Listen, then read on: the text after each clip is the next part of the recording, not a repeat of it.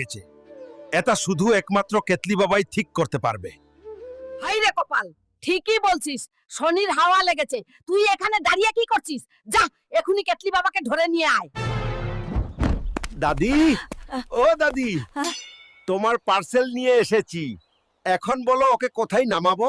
আহারে হালকা, এ কি বিরাট সমস্যা। তোমার দাদুর তো পাইপ ফেটে গেছে, এটা ঠিক করতে হল ওনাকে ষাঁড়ের তেল খাওয়াইতে হবে।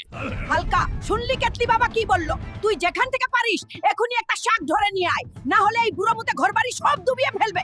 আমার সঙ্গে পাগলামি। চল এবার। দাদি, এই নাও তোমার আর একটা পার্সেল। হালকা, একদম ঠিক কাজ করছিস। এবারের তেল খাওয়ালেই বুড়ো ভালো হয়ে যাবে। আরে কি জাঙ্গিয়া পরে কোথায় চচ্চ গো? ওরে, ওষুধটা বেশি পাওয়ারের ছিল নাকি?